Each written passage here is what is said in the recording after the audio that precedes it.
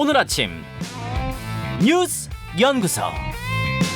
오늘 아침 뉴스의 맥을 짚어드리는 시간 뉴스연구소. 오늘도 두 분의 연구위원 함께합니다. CBS 김광일 기자, 뉴스톱 김준일 대표, 어서 오십시오. 안녕하세요. 첫 번째 뉴스 어디로 갈까요? 막강파워 왕장관. 그러니까 고위공직자의 인사검증 담당하는 조직을 법무부 산하로 두기로 결정을 한 거예요. 그러니까 이게 원래 윤석열 대통령 후보 시절 공약이었잖아요. 네. 그러니까 원래 인사검증을 이전까지 청와대 민정수석실에서 이제 주도권을 잡고 했었는데 네.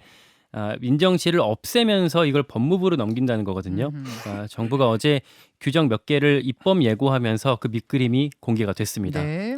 핵심은 이제 말씀하셨지만 법무부에 인사정보관리단을 두겠다는 겁니다. 여기에 단장 1명, 검사 3명이 들어가는 건데 직제상 한동훈 장관한테 직보할 수 있는 구조입니다. 이렇게 되면 한 장관이 인사권, 감찰권, 그러니까 수사지휘권, 그러니까 수사지휘권은 이제 안 쓸 거라고 하긴 했지만 아직까지 살아있긴 하거든요. 그렇죠. 여기에다가 인사검증 권한까지 막강한 힘을 갖게 됐습니다. 네. 안 그래도 지금 한 장관이 뭐 윤 대통령 최측근으로 뭐 소통령 될 거다, 왕장관 될 거다 이런 얘기가 많았잖아요. 근데 현실이 될 것 같고요.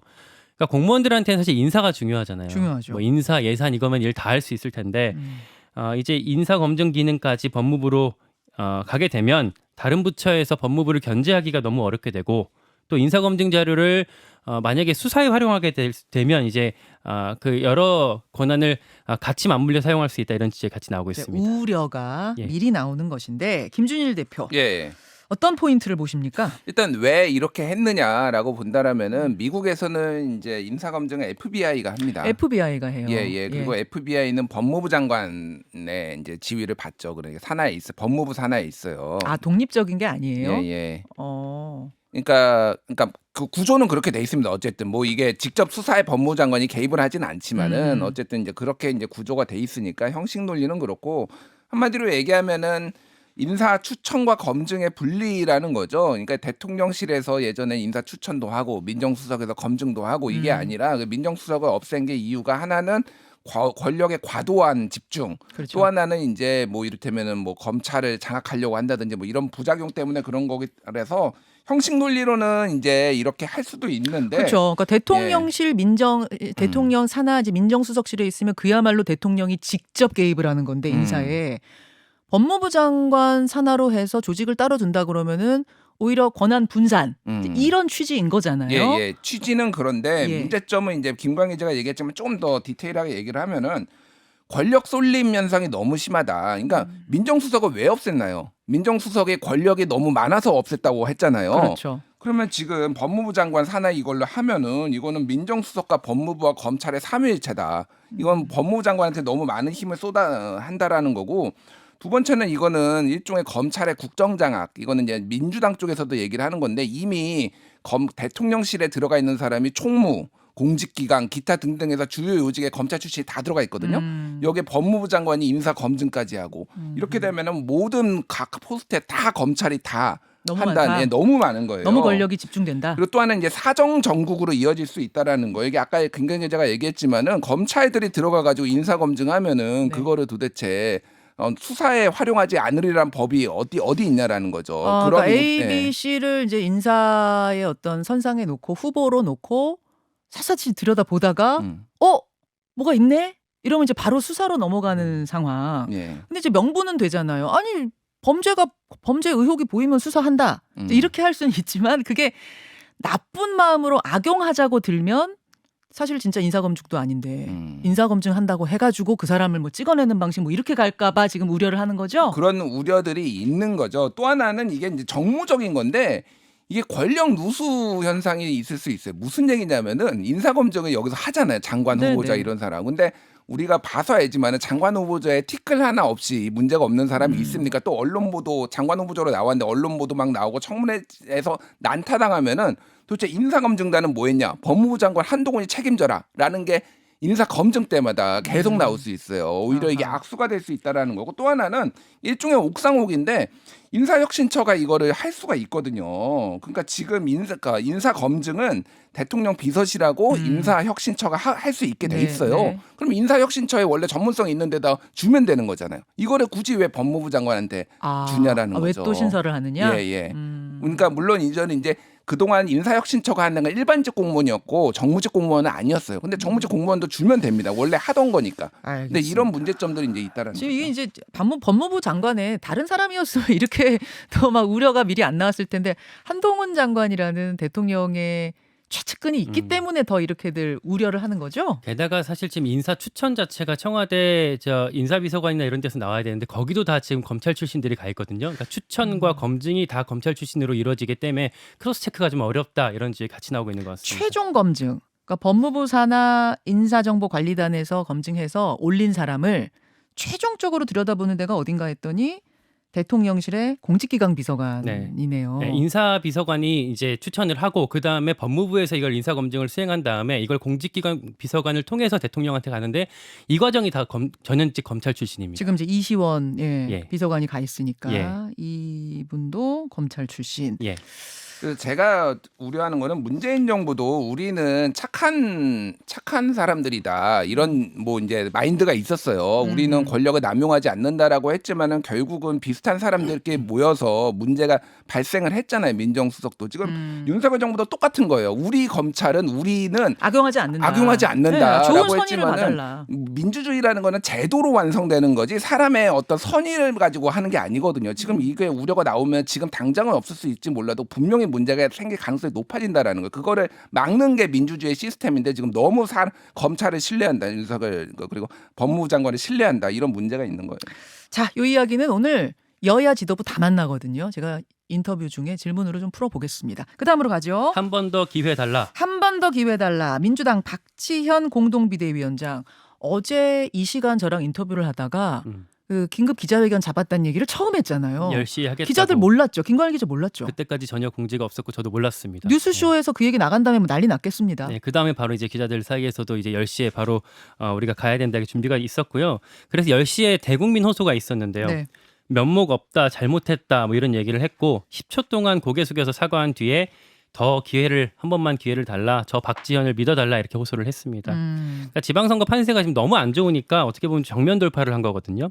구체적으로는 맹목적인 지지에 갇히지 않겠다. 또 민주당이 온정주의와 타협하지 않겠다 이런 얘기들을 했고요. 네. 끝나고 이제 기자들이 이제 물어봤어요. 혹시 그 이재명, 송영길 명분 없는 출마에 대한 반성 혹은 86 용태론 같은 더 구체적인 게 있어야 되는 거 아니냐라고 기자들이 물어보니까 네. 이거는 논의를 좀 더 해서 이번 주 중에 발표를 드리겠습니다라고 답을 하게 됐습니다. 어제 그 어떤 호소 기자회견에 대해서 민주당 당내 반응이 좀 엇갈리는데요. 그 김동연 경기지사 후보 같은 경우는 우리가 뜻을 모아야 한다라고 힘을 실어줬고요. 그러니까 이렇게 정확히 얘기는 이렇게 얘기죠. 반성과 쇄신 필요하다는 데는 공감한다. 하지만 그 밖의 해석은 경계한다. 조금 모호하지 않아요? 요거는 이제 이재명 후보의 얘기였습니다. 방금 말씀하신 건 이재명 후보의 워딩이고 예. 아까 제가 말씀드린 건 김동연 경기지사 후보. 경기지사 후보. 예. 이런 정도의 워딩이 있었고 반면에 윤호중 비대위원장 같은 경우는 당과 협의된 얘기가 아니었다. 개인 차원의 입장으로 알고 있다라고 좀 선을 그었습니다. 같은 비대위원장인데 네. 이거 협의한 거 아니다. 네. 지도부와 논의 안 됐다. 네. 근데 어제 박지원 위원장이 저랑 인터뷰할 때는 지도부와 공유됐다고 했거든요. 그럼 그 공유라 함이 그냥 사전에 알렸다 이런 거 한다는 걸 그 정도 차원이라는 건가요? 그 내용에 대한 구체적인 그 어떤 협의가 더 들어가지 못했다라는 얘기인 것 같고요. 한편으로 또 어제 여당에서는 이준석 대표가 이제 박지원 위원장 기자회견 이후에 맞불 성격의 기자회견을 열었어요. 그래서 윤석열 정부가 거대 야당의 발목 잡기를 뚫고 일할 수 있도록 해주십시오라고 어떤 호소하는 차원의 얘기를 같이 하기도 했습니다. 네. 어제 김준일 기자. 예. 박지원 위원장의 사과 기자회견 나온 후에 당내 반응을 제가 쭉 보니까 조금 전에 김광일 기자가 소개해준 김동연 후보 정도 빼고 또 박용진 의원 정도 빼고는 다들 뭐 얘기하는 건 자유지만 틀린 지적과 방식이다. 이건 김민석 지금 선대위원장 얘기고 지금 왜 86 용태를 얘기하냐? 그 숨은 의도 있는 거 아니냐? 이건 익명의 민주당 사람의 이야기고 윤호중 비대위원장은 지도부와 논의된 거 없다고 하고 이수진 의원은 비대위가 제대로 역할 못한다는 지적도 적지 않다. 김용민 의원은 사과하면 뭐 못 이긴다. 이렇게 얘기했나요? 뭐 좋은 승리하지 점이- 못한다. 뭐 이런 이야기. 그러니까 보니까 다 선을 긋는 느낌이에요. 두 가지를 볼 수 있을 것 같아요. 하나는 지금 민주당의 난맥상을 하나를 이제 드러낸 거고, 또 하나는 박지원 위원장의 어떤 당내 입지 예. 그리고 어떤 정치적 경험 미숙 뭐 이런 거를 좀 얘기를 할 수밖에 없는데, 일단은 뭐 전체적인 상황을 볼 때 이런 기자회견을 한다 정도는 이제 공유가 됐는데 구체적인 내용에 대해서는 안 나왔어요. 근데 사실 처음에 그 본인이 읽고 사과하고 뭐 이렇게 네. 쇄신하겠다라는 것까지는 문제가 없었어요. 근데 아까 전에 얘기했듯이 김광일 기자가 얘기를 했는데, 기자들이 이제 추가 질의를 하잖아요. 네. 거기에서 이렇게 정확하게 질문이 이렇게 나왔어요. 이재명 선대위원장, 송영길 서울시장 후보의 8월 전당대회 불출마 선언, 그리고 586 주류 세력의 차기 불출마 등이 필요하지 않냐, 진짜 반성, 이런 게 진짜 반성이 필요하지 않냐라고 기자가 물어보니까 여기에 이거에 대해서 24, 25일에 논의를 거쳐서 발표하겠다라고 해버린 거예요. 김광일 기자가 보기에는 바로 그 질의응답이 음. 좀 선을 긋게 되는 어떤 키가 된 게 아니냐 보시는 그렇죠. 거예요. 사실은 이거는 저는 박지원 위원장이 조금 실수했다라고 보는데, 예를 들면 이런 겁니다.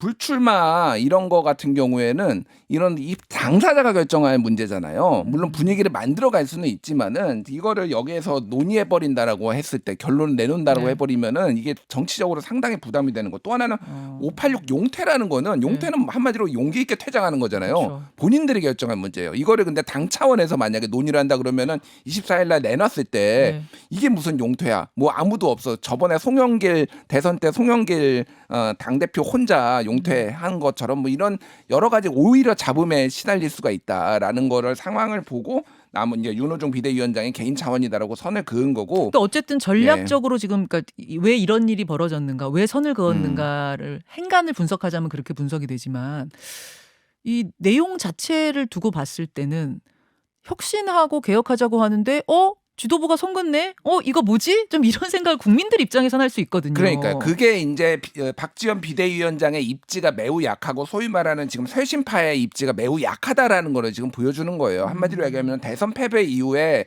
민주당이 뭐 이제 세간의 평가는 정신 못 차렸다, 뭐 젖잘싸 뭐 얘기만 하고 있다, 뭐 이런 얘기가 계속 나오는 이유. 그리고 또 하나는 이 팬덤 정치도 얘기를 했거든요. 네.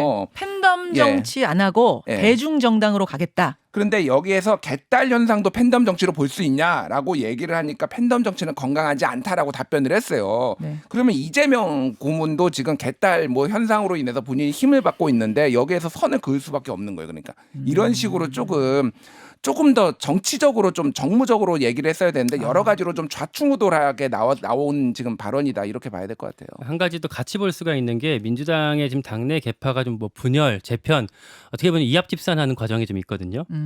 민주당으로서는 이번 지방선거 이후에 전당대회를 치러야 돼요. 네. 그러니까 만약에 선거를 지게 되면 바로 해야 되고, 선거 이기더라도 또 좀 그 시기가 앞당겨질 가능성이 좀 있거든요. 주자들이 이미 선거 운동을 뛰고 있고, 그 안에 있는 구성원들도 이제 공천권이 걸려 있는 문제이기 때문에 빨리빨리 좀 저 눈치 보고 그 어떤 네 편 내 편을 가려야 되는 상황에 있는데, 그러다 보니까 이 과정에서 좀 이렇게 서로를 신뢰할 수 없는 분위기가 지금 민주당 안에 있습니다. 분열. 물론 이제 선거 앞두고 있기 때문에 이게 뭐 표면화되진 않지만 그 밑으로는 지금 물밑에서. 분열, 뭐랄까요, 당내 갈등 이런 게 분명히 요소가 있다는 얘기예요. 그래서 원팀으로 딱 비춰지지 못하는 데에는 그런 요소들이 밑에 자리하고 있는 것 같습니다. 자, 오늘 박홍근 원내대표, 민주당 원내대표 인터뷰 2부에 있습니다. 이 질문 드려보도록 하죠. 세 번째로 갑니다. 부쪽난 의료계. 간호법 때문이죠. 그러니까 뭐 제정해라 안 된다 하면서 의사협회, 간호협회 양쪽 다 지금 파업 예고까지 하고 있는 그런 상황인데요. 네.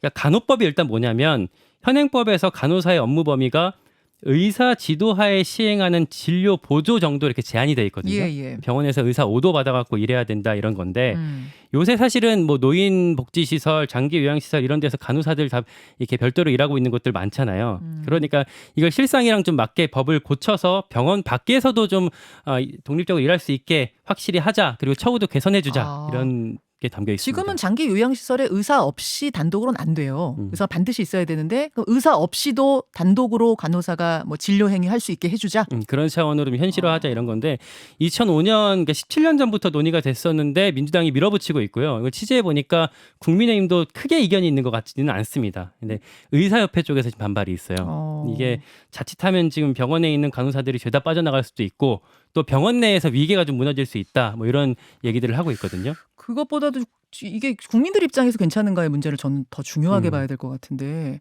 그러니까 단독 진료 행위를 가능하게 하는 것에 대한 국민적인 여론은 어떤 것인가 부작용은 없겠는가 이런 거 득이 되느냐 아니냐에 대한 꼼꼼한 체크는 필요하겠네요. 그런 것들이 논의가 계속 이루어져야 될 것 같습니다. 여기까지 수고하셨습니다. 고맙습니다. 김현정의 뉴스쇼는 시청자 여러분의 참여를 기다립니다. 구독과 좋아요, 댓글 잊지 않으셨죠? 알림 설정을 해두시면 평일 아침 7시 20분 실시간 라이브도 참여하실 수 있습니다.